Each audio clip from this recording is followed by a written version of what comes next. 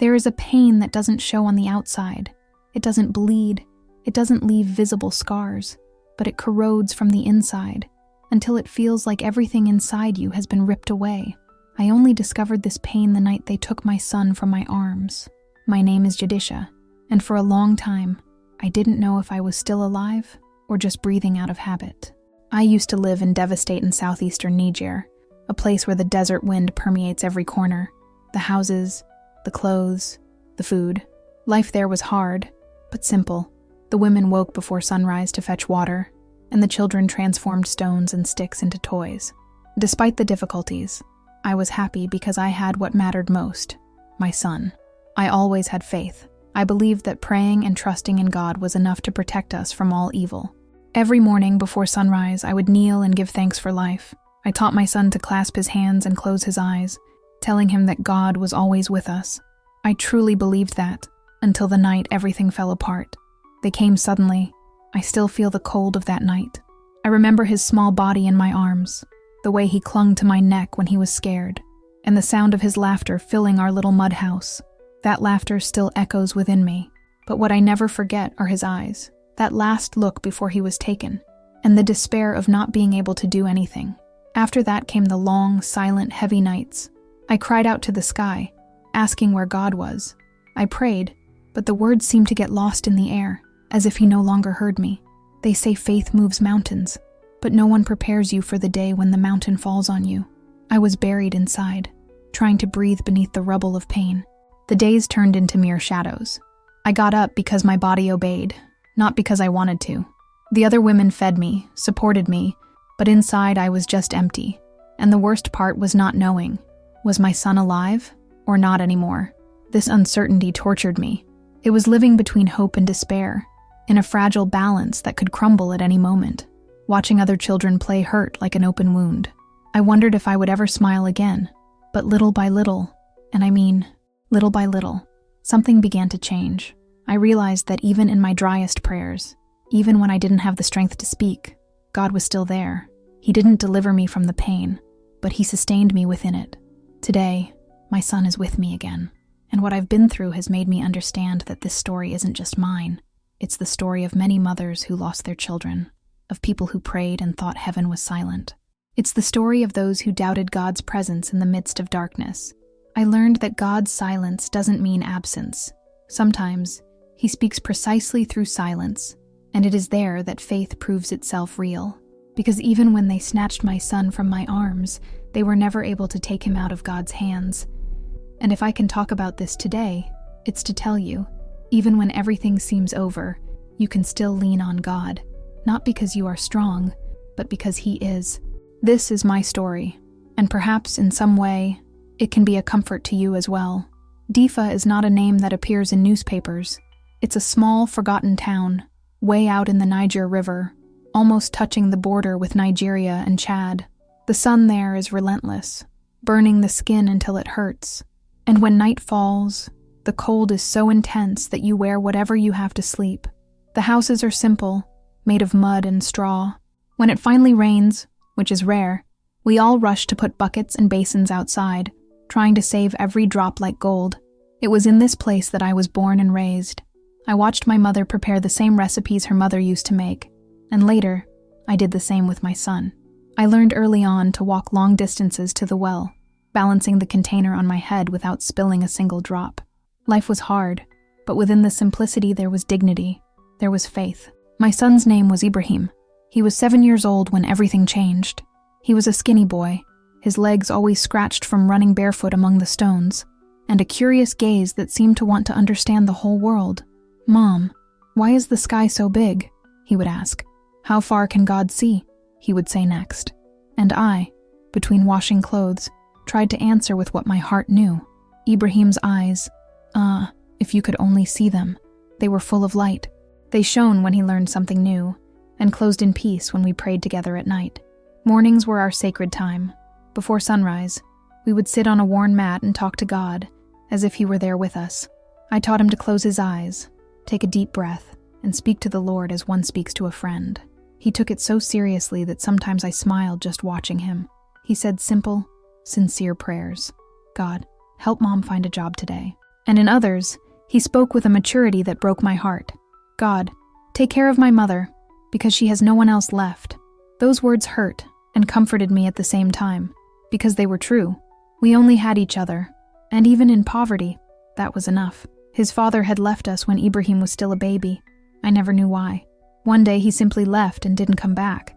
People said different things, that he had run away with another woman, or that he had crossed the border in search of work and gotten lost along the way. In the end, I learned to stop looking for answers. His absence hurt, but my son's presence healed me. Ibrahim grew up surrounded by love, knowing that, even without a father, his mother would never abandon him. I did whatever it took to make ends meet. I cleaned houses, sold dates and bread baked in a communal oven, braided hair for a few coins. Sometimes we went the whole day with just one meal, but we never stopped giving thanks.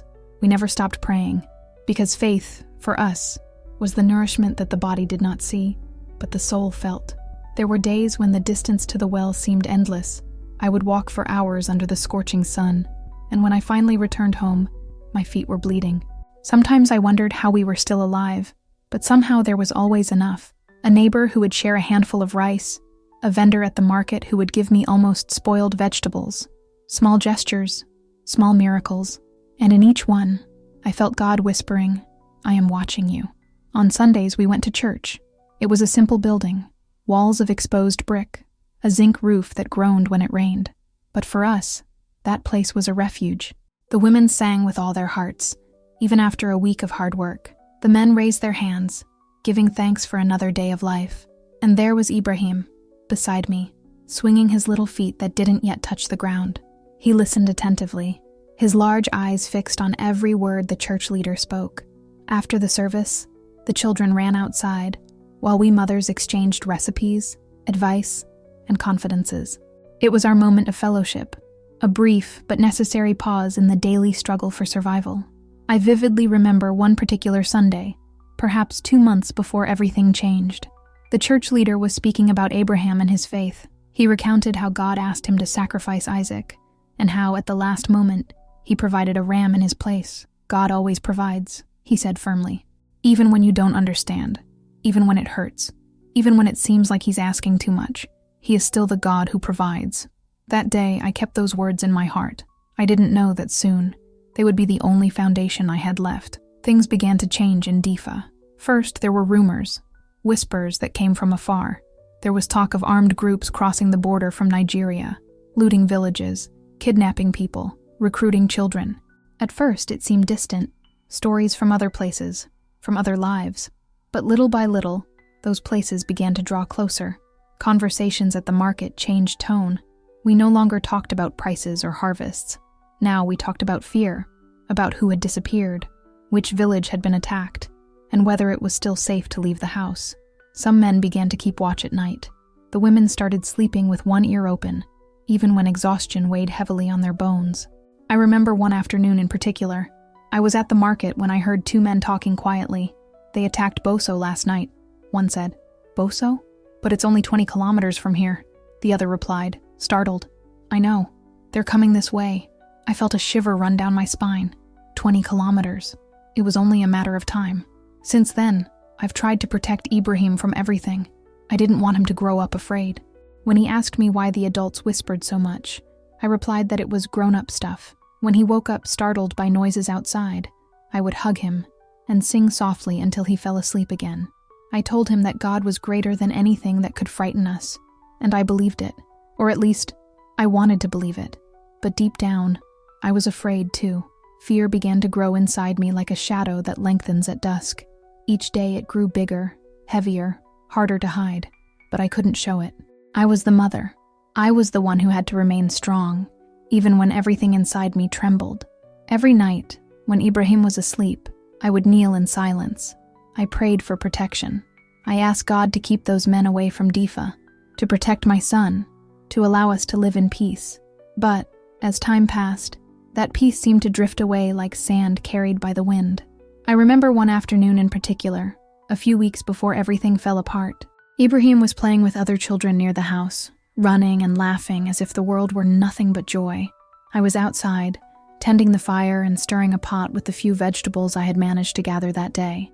The sky was painted orange, and for a brief moment, everything seemed right, as if that simple moment were a breath of fresh air before the storm. Then, the silence was broken by a distant bang, a dry, loud sound that made everyone stop. The children froze in the middle of their games. The women exchanged glances. The men stood up, their eyes fixed on the horizon. No one knew what had happened. Some said a truck had exploded on the road. Others murmured that a nearby village had been attacked. But deep down, I knew. I didn't know exactly what was coming, only that it was something bad.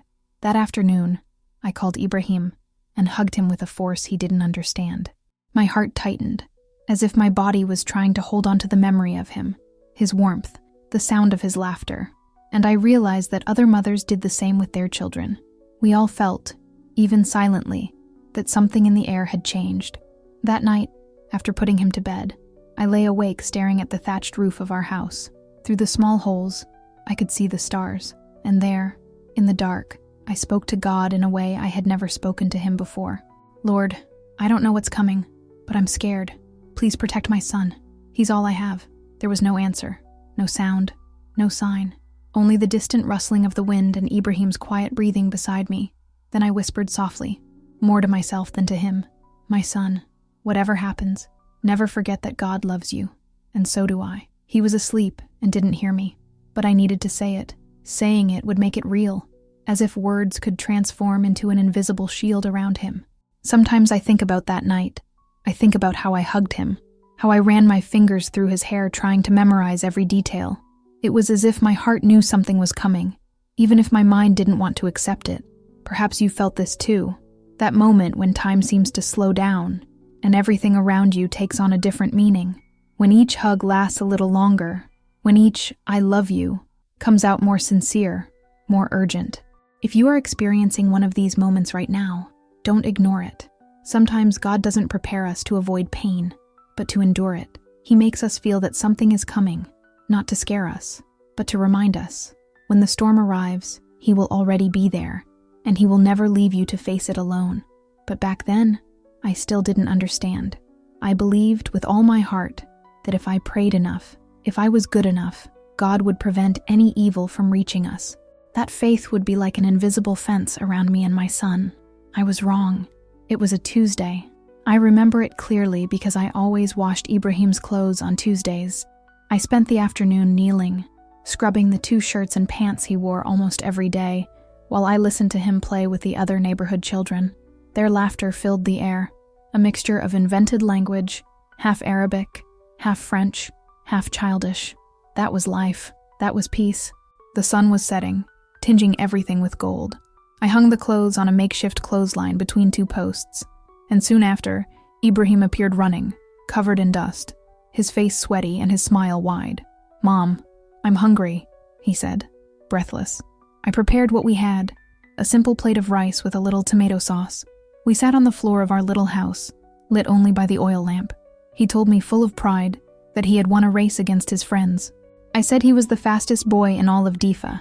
He laughed, and that laugh still echoes in my dreams. After dinner, I washed his feet in a basin of warm water, and we knelt together, as we did every night. We prayed. He closed his eyes, clasped his hands, and in a serene voice, thanked God for another day. Little did I know that that would be our last. When he fell asleep, I stayed outside for a while, tending the fire and watching the stars. There was an eerie stillness that night, the kind of silence that precedes a storm.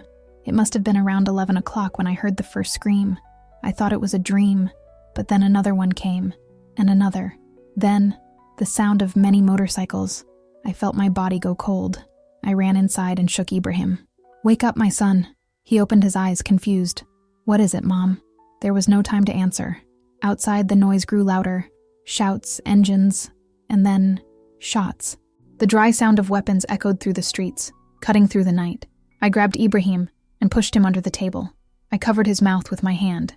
"Shh, don't make a sound, my love. Whatever happens, stay quiet." He nodded. He was trembling. I was too.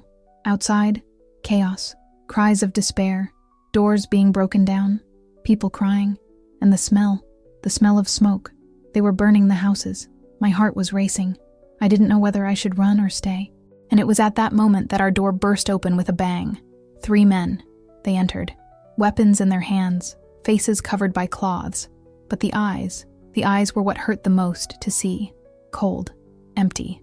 One of them pointed a flashlight in our direction. The light blinded me for a second. "Get out of there," he shouted in French. I stood motionless. I tried to protect Ibrahim with my body, as if my arms were walls. He came closer and grabbed my arm roughly. I felt my shoulder crack. "No!" I shouted, struggling and writhing. "Please! Don't do this! I only have 1 child!" But they didn't listen. Men like that didn't listen to pleas, only orders and fear. And that night, my deepest fear has become a reality, but it was like shouting at a wall. They weren't listening. One of the men punched me in the stomach so hard that the air left my body. I fell to the ground, feeling the world spin and my eyes go dark. I tried to breathe, but only a hoarse, choked sound came out. That's when I heard, from inside, my son's voice. "Mom, no, no." They pulled him from under the table. He struggled, kicked, screamed my name between sobs. I tried to get up, tried to run to him, but a kick to the ribs threw me back to the ground. I felt something break. I don't know if it was a bone or my soul. "Let him go," I pleaded. "He's just a child. Please, let him go." One of the men turned to me. He looked at Ibrahim, then at me, and said something that chilled my blood. "This child will be useful to us." I will never forget those words. Ibrahim was crying, stretching his arms out to me, shouting my name. Our eyes met. I saw the terror in his eyes, a pure, raw fear that no child should ever know.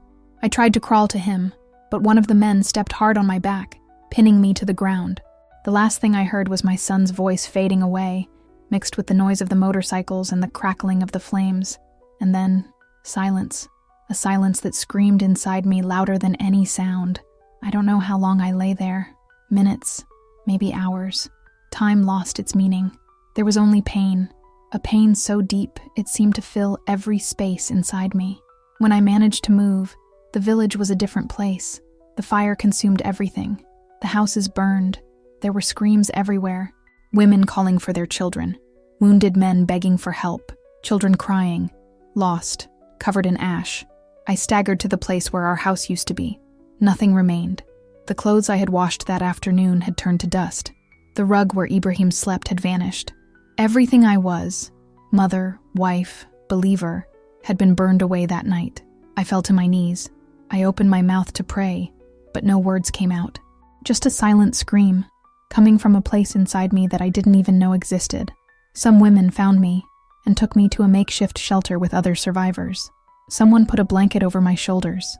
Another tried to give me water, but I couldn't swallow. I couldn't cry. I couldn't breathe. I just kept repeating his name over and over. Ibrahim, Ibrahim. A lady from the church, an elderly woman who always smiled on Sunday mornings, sat down next to me. She didn't say anything. She just held my hand and cried with me. And at that moment, I realized that sometimes silence is the only kind of prayer possible. No one slept that night. We all sat there among the ruins, waiting for the sun to rise as if the light could dispel the horror. But when the day came, all I saw was destruction, burned houses, bodies on the ground. No hope. In the following days, people began to leave.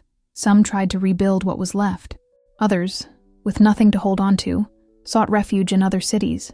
But I couldn't stay, nor could I leave. Staying was torture. Every corner reminded me of my son's laughter. But leaving was impossible. What if he came back? What if he escaped and came looking for me? So I stayed there, on the same patch of ground where our house had once stood, staring into nothingness. Days and nights blending together. No hunger, no tears, no faith, only emptiness. And my son's name echoing in my mind like a prayer I no longer knew how to say. For days I was there, but it was as if I wasn't. People brought me food, talked to me, tried to comfort me, but it was all distant. The voices sounded like echoes, and the world had suddenly lost its colors. I was trapped in that night, the night they ripped my son from my arms, and I couldn't find my way back. One day, the lady from the church came to me. Her name was Adiza. She sat down beside me unhurriedly, as if understanding that some pains cannot be rushed. She remained silent for a while before saying, in a gentle voice, "Daughter, you need to get up."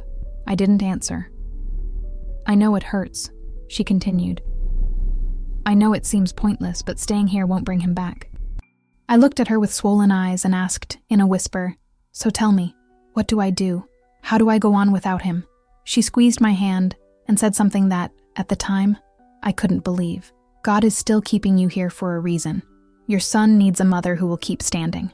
At that moment, her words seemed impossible, but somehow, they stayed there inside me, like a seed planted in dry soil, and without me realizing it, that seed would begin to germinate. The nights were the worst. During the day, there was movement, voices, distractions. I could pretend I was alive. But when the silence arrived, and I lay down on the rug borrowed from the family that had taken me in, everything collapsed. I would stay awake for hours, staring at the cracked clay ceiling, trying to remember the sound of my son's laughter.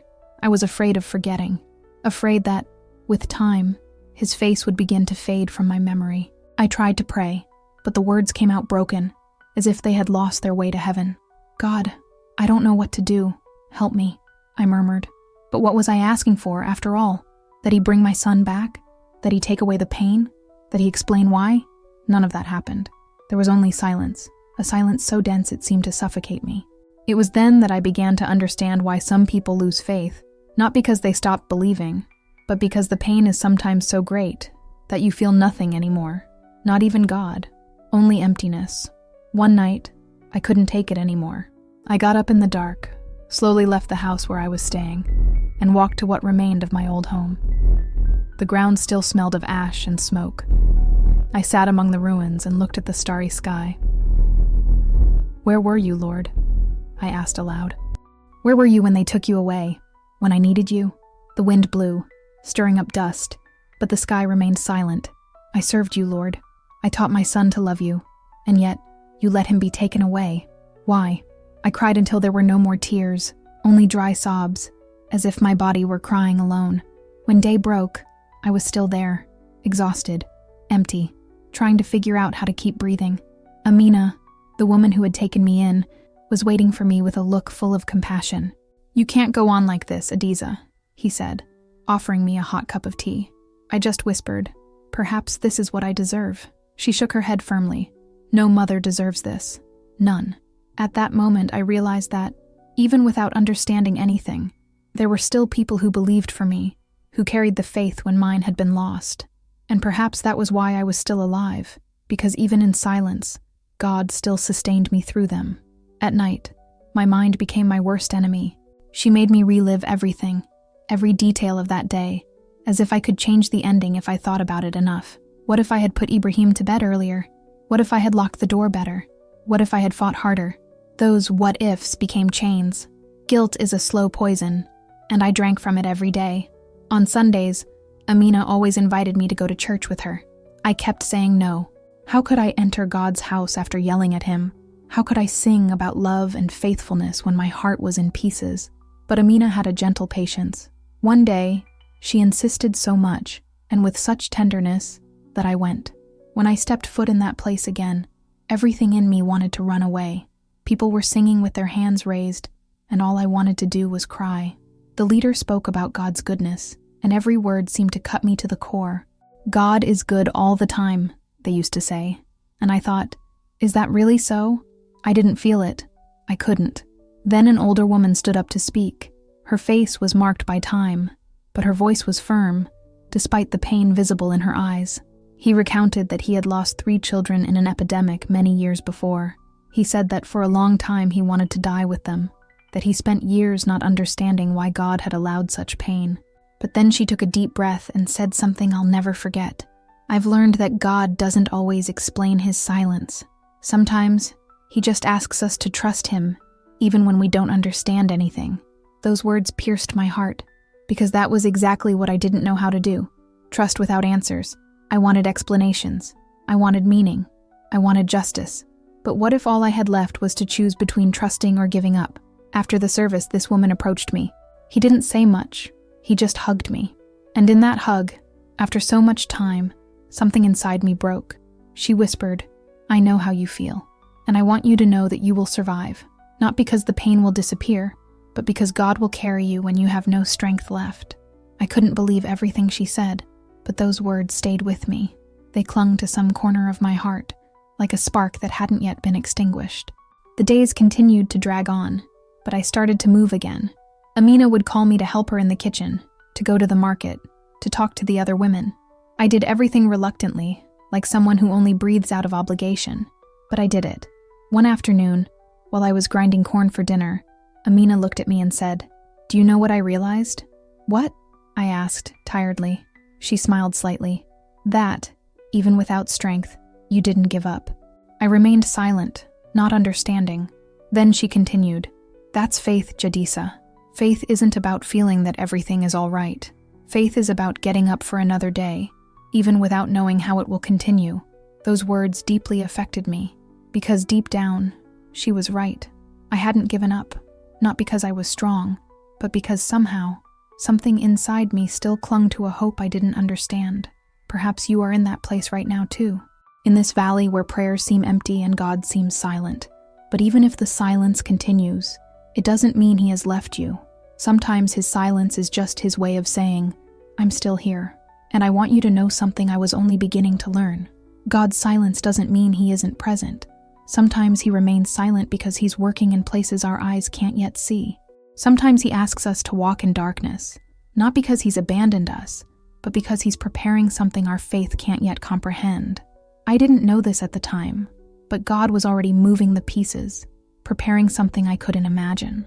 While I was trapped in my grief, he was already holding Ibrahim in places I couldn't reach, and he was about to show me that, even though evil men had snatched my son from my arms, they could never take him from his hands. About 3 weeks after the attack, one morning, Amina came home with a different look on her face. "Adiza, I need to talk to you," she said. My heart raced. I sat there, tense, not knowing what to expect. "There are people organizing trips to Niamey," she continued. "They say there are safer camps there, places where they can help you." "I can't leave," I replied immediately. "What if Ibrahim comes back and I'm not there?" Amina knelt before me and held my hands firmly. "Adiza, if you stay here, you're going to die. Maybe not physically, but inside.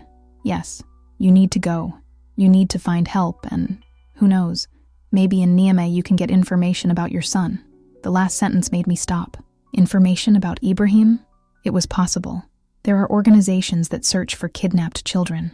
"You need to get out of here," she said firmly. "There are people who can help you." I couldn't sleep that night. My mind was only thinking about Ibrahim. But, for the first time in weeks, I felt something small ignite inside me. It wasn't full hope yet, but it was a tiny light in the darkness, a thread of possibility, and I decided to follow it. The trip was organized quickly, too quickly for me. A truck would take a group of displaced people to Niamey in 2 days. Amina managed to include me in the group. She gave me a small bag with a few items: dried dates, stale bread, a bottle of water, a tattered blanket, and some money that she herself barely had. "I can't accept this," I tried to say, holding the coins to return them. She closed my hands over the money and said, "You can and will accept. Sometimes God uses other people's hands to remind us that we are not alone." I hugged her, and it was a long hug, the kind that says everything words can't. In the darkest hour of my life, she was an angel to me, and without me knowing, God was using people like her to keep me alive. On the day of departure, the sky was gray, heavy, as if sensing that this journey would be difficult. I arrived early at the meeting point. There were about 30 people waiting, women with babies on their backs, elderly people with suitcases containing their entire lives, silent children, all ready with the look of those who had known pain too early. We had all lost something.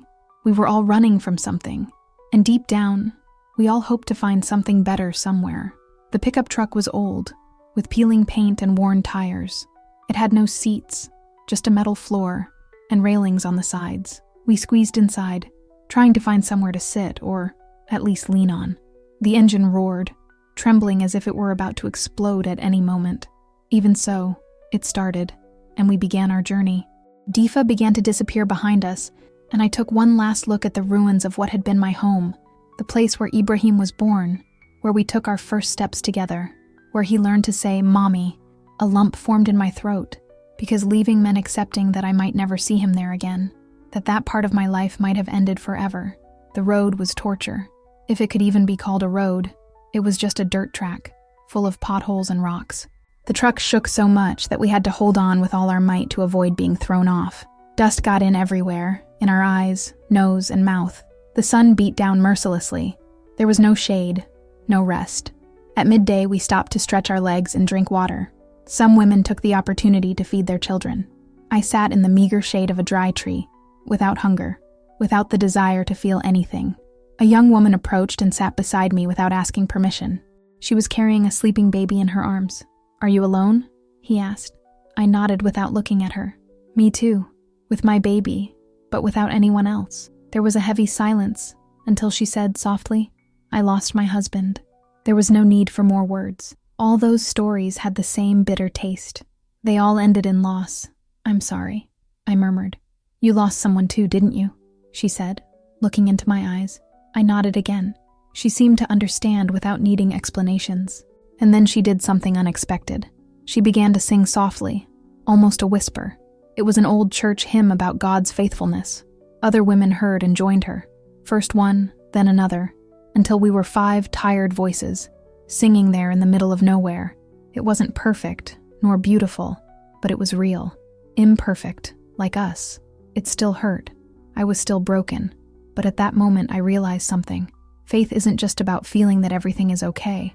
Sometimes it's simply opening your mouth and singing when you don't even have the strength to speak. When the truck started moving again, something had changed in me. I wasn't healed, but I no longer felt completely alone. The journey lasted almost 2 days. We spent the night under the open sky. The men lit small fires, and the women shared what little we had. I offered some dates. Another brought tea. It wasn't much, but when we shared, something grew, not in quantity, but in meaning. And, in that small gesture, I realized that even in pain, the hand of God made itself felt, through other people, through tired smiles, through imperfect songs, but full of love. That night, lying under the star-filled sky, I thought of Ibrahim. I wondered if, somewhere, he was also watching them, the same stars. Was he thinking of me? Did he know that I hadn't forgotten him, that I would never forget him? "God," I whispered to the heavens, "I don't know where he is. I don't know if he's all right, but, take care of him, please, take care of him." My prayer was simple, without fancy words, without complicated theology. It was just a mother's cry to the one who could do something. And for the first time in weeks, I felt something I can't explain. It wasn't an audible answer, nor a visible sign, just a small, fragile peace that entered my chest like a gentle ray of light. I whispered again, "He is not alone." I don't know if it was God speaking to me, or if it was just my despair finding solace, but I clung to it as if it were water in the middle of the desert. On the second day, we finally arrived in Niamey. The city was enormous compared to Difa. Tall buildings, paved streets, cars, and noise everywhere. People walking hurriedly. I felt small, lost, like an ant in a world that was too big. The truck dropped us off in an area where there were large tents, a refugee camp. There were hundreds of people there, entire families living in spaces the size of my old house, children playing amidst trash and dust, women cooking over makeshift fires, men sitting with nothing to do, their eyes blank. A woman wearing a vest from a humanitarian organization approached, clipboard in hand, writing down our names. When it was my turn, he asked, "Are you alone?" "Yes, I'm with my family." My voice broke. "I had a son. They took him from me." She looked at me with compassion. The kind of compassion I've seen so many times. The compassion of someone who hears about tragedies every day and doesn't know what else to say. "We'll assign you a place. There's food twice a day, and if you need help, you can come to the office." She handed me a piece of paper with a number on it. Now I was just a number on a list of displaced people. They took me to a tent shared with 6 other women. Thin mats on the floor, the air heavy with sweat and despair. I left my bag in a corner and sat down. The other women looked at me curiously, but no one spoke. Each carried her own story, and no one had the energy to listen to the others. I didn't sleep well that first night. The noise was constant.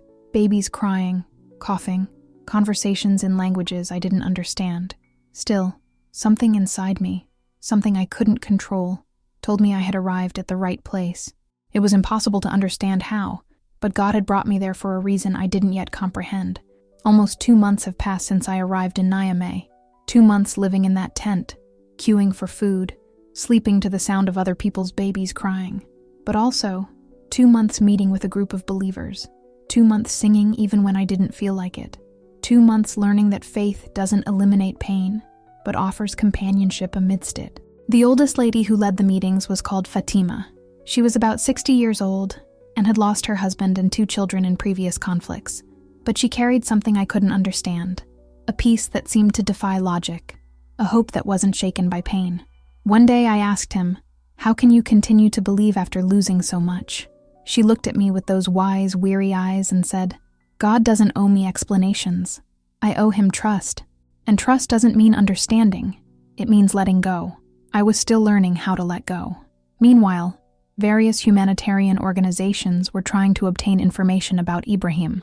I filled out form after form: name, age, physical description, distinguishing marks, clothes he was wearing. Every detail was an open wound in my heart. The questions had no easy answers. Where was he taken? With whom? With each visit, hope seemed to dwindle, because there were hundreds, perhaps thousands of missing children, and finding a specific one seemed almost impossible. No answer, no news, but I continued to pray every night. I closed my eyes and spoke to God about Ibrahim. I reminded him of his laughter, begged him to protect him, pleaded with him to let me see him again, and God remained silent, until, one Tuesday afternoon, the silence was broken. I was washing clothes in a basin of dirty water when Fatima came running. I had never seen her run before.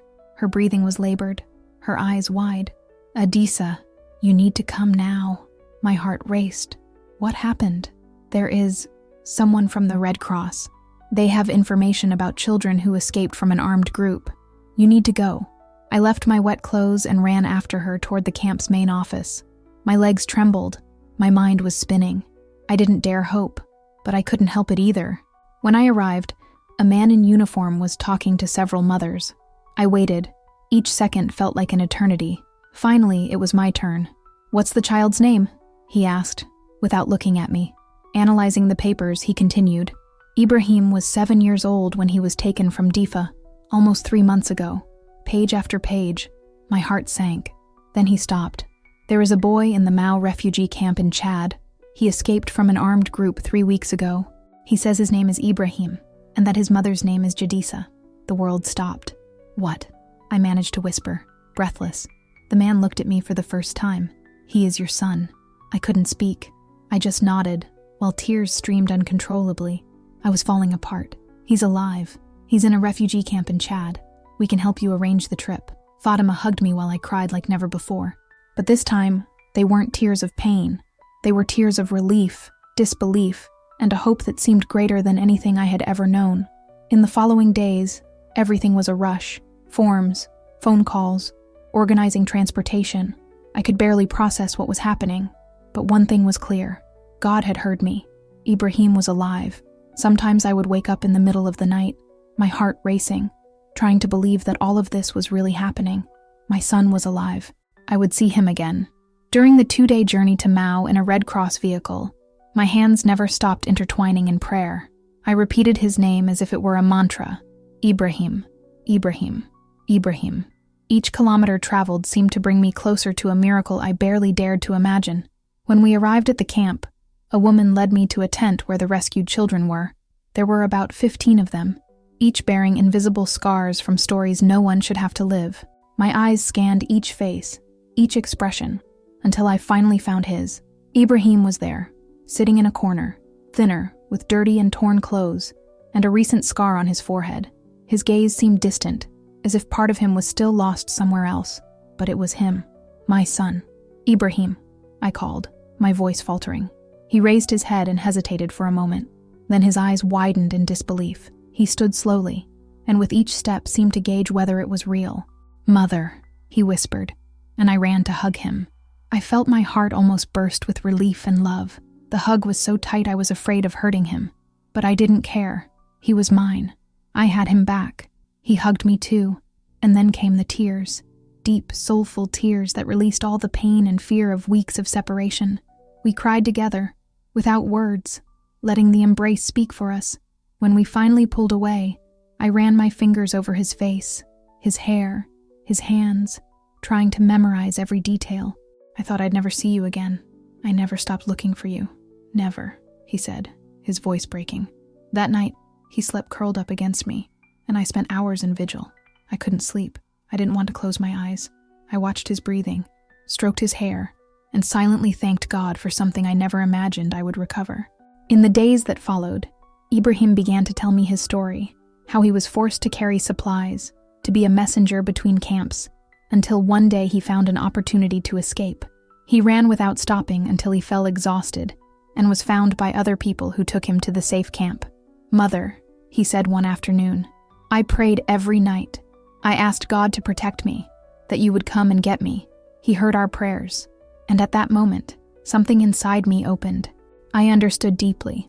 Although men had snatched Ibrahim from my arms, they could never take him from God's hands. During all that time when I thought he was silent, he was working, protecting, guiding, and preparing the way for me to find him again.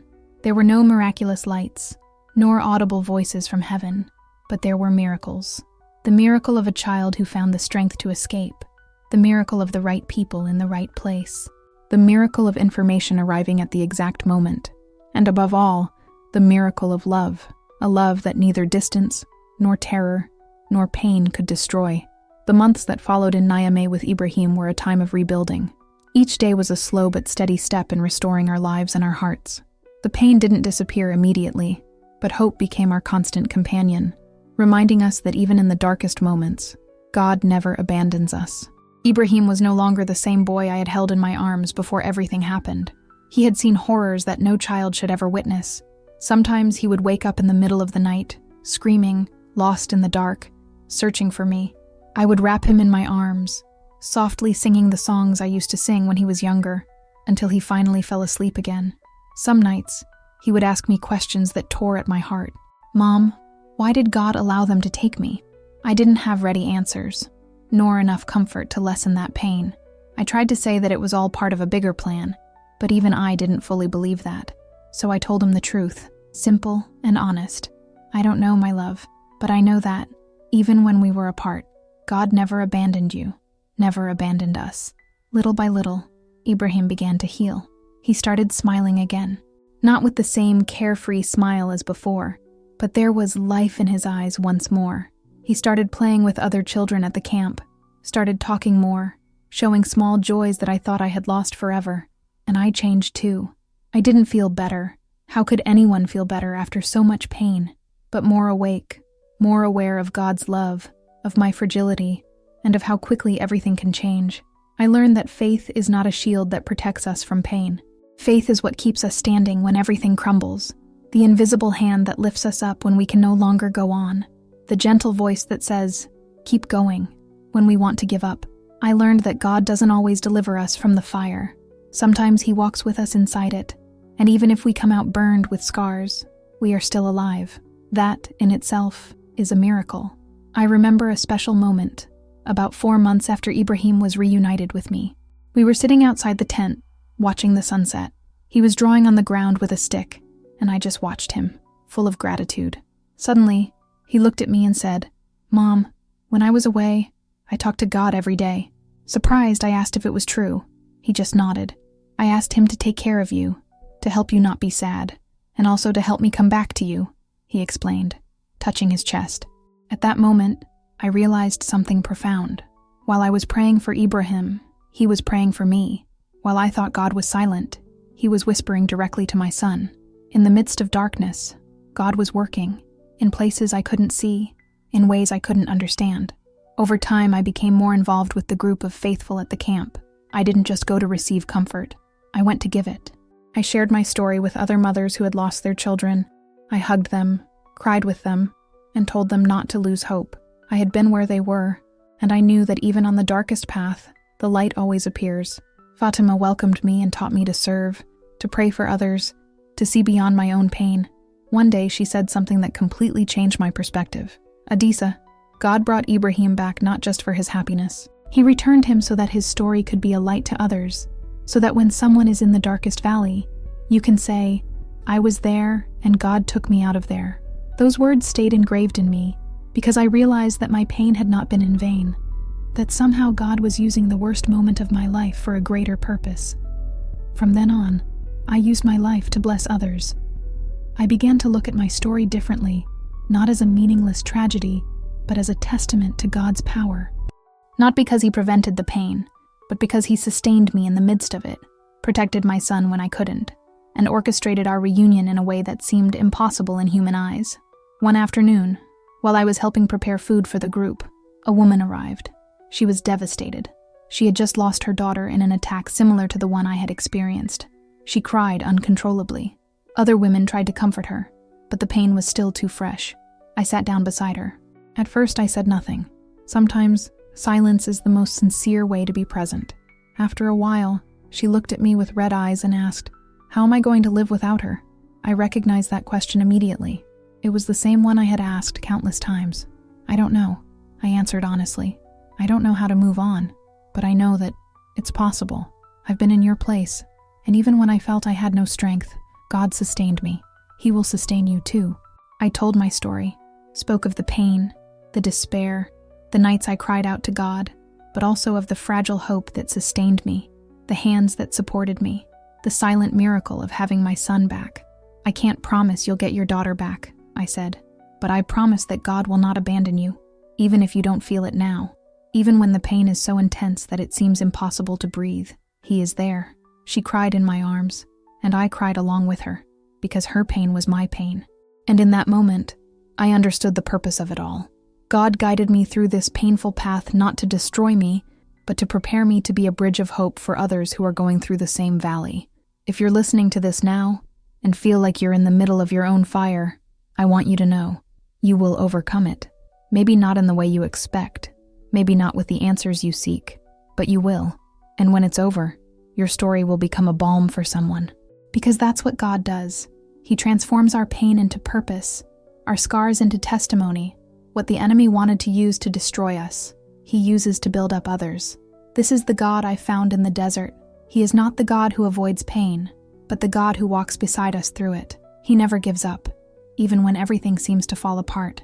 2 years have passed since that night in Difa, and here I am, alive, with my son in my arms, witnessing that God's hand never leaves us.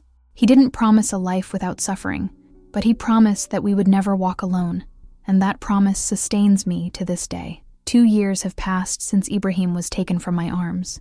2 years since I felt the world had collapsed. Today, I am here with my son by my side. He is 9 years old now. He is growing, living, learning. He still has nightmares from time to time, but they are becoming less frequent. He still carries scars, some visible, others invisible, but he also carries hope, and so do I. I won't pretend that everything is perfect, because it isn't. There are still difficult days when the memory of that night hits me without warning, days when Ibrahim shuts himself off in silence, and I know he's reliving things he'd rather forget. But we've learned to live with these scars, because scars aren't signs of weakness. They are proof that we survived. They are testimony that God sustained us even when everything seemed to crumble. If you are going through your own desert right now, I want you to know, you are not alone. I know how isolating pain can feel. I know how there are nights when it seems like God is silent. I know what it's like to wonder if it's still worth believing. But listen to me. The same God who sustained me, who protected Ibrahim when I couldn't, is with you now. Even if you don't see Him, even if you don't feel Him, He is there. Perhaps something you loved has been taken from you. Perhaps you've lost something you never know if you'll ever get again. Perhaps you're in the middle of a fire you don't know how to cross. But I've learned something I want to share with you. God doesn't ask us to understand everything. He asks us to trust. And trusting doesn't mean having all the answers. Trusting is choosing to believe that He is good, even when life doesn't seem so. Trusting is holding His hand when everything falls apart. It's taking one more step when our strength is already exhausted. I want to pray for you now, because I know that if you've come this far, it's because something in your heart needed to hear these words. Lord, strengthen those who are listening now. You know their pain, the weight they carry, the nights they cried in silence, the unanswered questions. Remind them that they are not alone, that even when everything seems dark, you are the light, that even when the path is arduous, you are the guide. Envelop them with your love. Lift them up when they can no longer go on. May they feel, as I felt, that just as you brought my son back, you can work miracles in their lives. In Jesus' name, amen. I don't know what trial you're facing. I don't know what battle you're fighting, but I know this. The same God who guided me from the darkest valley to a place of hope can do the same for you. He is faithful. He always has been, and always will be. My son is alive not because I was strong, but because God held him with hands that never let go. And those same hands are holding you now. Believe it. Even if you don't feel it, even if you don't understand, believe it. If this story touched your heart, if it reminded you that there is hope even in the deepest pain, share it. Perhaps someone needs to hear that God does not abandon us, that He acts in silence, and that even when everything is taken from our grasp, nothing can ever separate us from the powerful hands of God. Wherever you are listening to me, I want you to know, I am praying for you. May God reach you where you are, heal your wounds, restore what has been broken, and use your story, just as He is using mine, to give hope to others. Don't give up, don't surrender, even if it hurts, even if it doesn't make sense, even if everything seems lost. Keep believing, because God never abandons us. Heavenly Father, thank you for sustaining what we cannot. Thank you for never abandoning us. Amen.